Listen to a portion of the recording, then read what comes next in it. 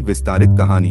अध्याय 1। मीठू की शरारतें। हरे भरे जंगल में एक चंचल और चालाक बंदर रहता था जिसका नाम मीठू था। मीठू जंगल के सबसे शरारती जानवरों में से एक था। उसकी शरारतों से कोई भी अनजान नहीं था। वह हमेशा अपनी चतुराई और मजेदार हरकतों से सबको हंसाता और परेशान करता रहता था। एक दिन मीठू एक ऊंचे पेड़ पर बैठा हुआ था और देख रहा था कि जंगल के सभी जानवर अपने अपने कामों में व्यस्त हैं। वह सोच रहा था कि आज क्या शरारत की जाए। तभी उसकी नजर एक बड़े मीठे फल पर पड़ी जो बहुत ऊंचे पेड़ पर था। उसने सोचा, क्यों न इस फल को तोड़कर सभी जानवरों को दिखाऊं कि मैं कितना चतुर हूँ। मीठू ने छलांग लगाई और पेड़ की सबसे ऊंची शाखा पर पहुंच गया। उसने फल तोड़ा और जोर से चिल्लाया, देखो देखो, मैंने सबसे मीठा फल तोड़ लिया। सभी जानवर उसकी ओर देखने लगे। कुछ जानवर हंसने लगे तो कुछ ने उसे दाद दी। अध्याय 2। बारिश का आगमन।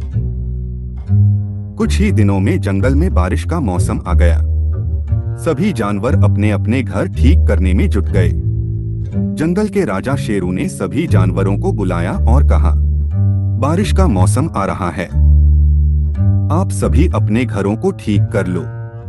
इस बार बारिश बहुत ज्यादा होने का अनुमान है और जिनके पास घर या घोंसला नहीं है या वे उसे ठीक करने में लाचार हैं, वे बरसात होने तक मेरे महल में रह सकते हैं। महल का बहुत बड़ा हिस्सा खाली पड़ा है। सभी जानवर खुशी खुशी अपने घरों की मरम्मत करने लगे। लेकिन मीठू ने सोचा, घर की मरम्मत क्यों करूं? मैं तो शेरू के महल में मजे से रह सकता हूँ। अध्याय 3। चीकी और मीठू की मुलाकात। बारिश शुरू हो गई थी।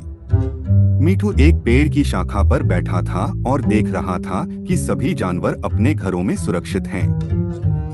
तभी उसने देखा कि चीकी नामक एक छोटा चूहा शेरू की गुफा की ओर जा रहा है। मीठू ने उसे रोका और पूछा, अरे चीकी, तुम कहाँ जा रहे हो? चीकी ने उदास होकर जवाब दिया, मेरे दांत टूट गए हैं, मैं अपना बिल ठीक नहीं कर सकता, उसमें पानी भर जाता है, इसलिए मैं शेरू के महल में रहने जा रहा हूँ। यह सुनकर मीठू को एक चालाकी सूझी। उसने अपने दांतों को काला रंग लगा लिया और शेरू के सामने पहुंच गया। उसने दुखी होकर कहा, महाराज, मेरे भी दांत टूट गए हैं, मैं भी आपके महल में रह सकता हूँ। शेरू ने मीठू की बात मान ली और उसे महल में रहने की अनुमति दे दी। मीठू महल में बड़े मजे से रहने लगा। अध्याय 4। महल में मीठू की मस्ती। मीठू महल में रहकर बहुत खुश था। उसे वहां तरह तरह के फल और खाने की चीजें मिलती थीं।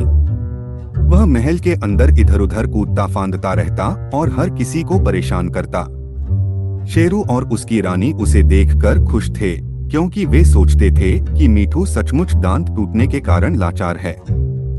एक दिन मीठू ने देखा कि महल के एक कोने में एक बड़ा सा फल पड़ा हुआ है।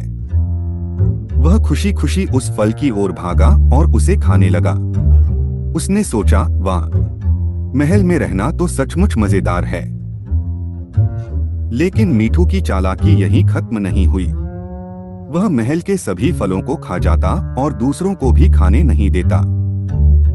अध्याय 5। शेरू का गुस्सा। कुछ दिनों बाद शेरू के सैनिकों ने आकर बताया, महाराज, महल में सारे फल खत्म हो गए हैं, यह मीठू बंदर सब खा गया है। शेरू को मीठू की चालाकी समझ में आ गई। उसने गुस्से में कहा, मीठू, तुमने हमें धोखा दिया, अब तुम यहाँ नहीं रह सकते, महल से बाहर निकल जाओ। मीठू को महल से बाहर निकाल दिया गया। अब उसके पास न घर था न खाना। वह अपनी चालाकी के कारण एक पेड़ की टहनी पर बैठकर रोने लगा। अध्याय 6। मीठू की सीख। मीठू ने समझा कि उसकी चालाकी और झूठ ने उसे इस हालत में पहुंचाया है। उसने सोचा, मुझे अपने झूठ और चालाकी की सजा मिल गई। अब मुझे समझ में आया कि ईमानदारी सबसे बड़ी चीज है। मीठू ने ठान लिया कि वह अब कभी किसी को धोखा नहीं देगा और मेहनत से अपना घर बनाएगा। उसने जंगल के सभी जानवरों से माफी मांगी और उनसे मदद मांगी। सभी जानवरों ने उसकी मदद की और मिलकर उसका नया घर बनाया।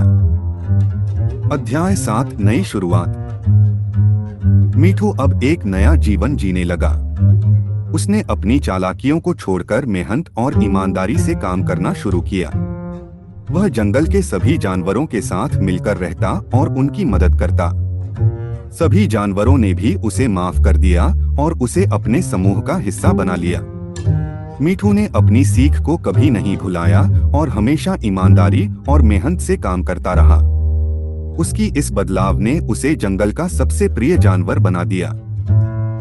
शिक्षा: झूठ बोलना और धोखा देना कभी-कभी बहुत भारी परिणाम देता है। ईमानदारी और मेहनत से ही सच्ची खुशी मिलती है।